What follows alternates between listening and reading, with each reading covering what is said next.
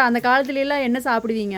அந்த காலத்துல ஏற்ற கம்பு சோளம் ராகி அதுதான் நெரிச்சு பொழுது காத்தாலே ஆக்கி காட்டுக்கெல்லாம் கூடையில் சோறு கொண்டுக்கிட்டு வருவாங்க. நாதம்பழத்துலேருந்து இங்கே பிள்ளைய ஒரு கத்தில் தவிட்டு பானை நாய்ச்சோறு எல்லாம் கவலையை ஓட்டுவாங்க. அப்புறம் அப்பாரெல்லாம் கவலையை ஓட்டுவாங்க. அப்புறம் அப்பத்தாத்தெல்லாம் தூக்கிட்டு அப்புறம் பிள்ளைய விறக்கத்தில் கொண்டுக்கிட்டு வருவாங்க. இந்த காலத்தில் காப்படி அரிசி போட்டு ஆக்கிறதுக்கே பயப்படுறீங்க. ஆமாங்க அத்தா, அந்த காலத்துல இவ்வளோ வேலை செஞ்சுருக்கீங்க. மொச்சப்பருப்பு தட்டைப்பருப்பு இந்த பாசி பயிராத்தா கும்மு கும்மு கும்முன்னு மணந்து கிடக்கு.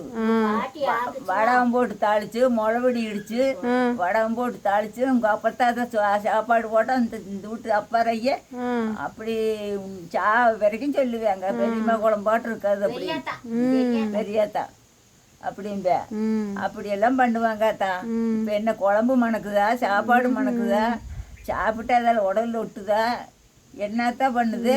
ஒன்றும் இல்லைங்க. சும்மா வெட்டியில சாப்பிட்றது என்ன அரிசி இருந்து என்ன பண்ணுறது? அந்த மாதிரி சாப்பாட்டுக்கு எங்கே போகிறது?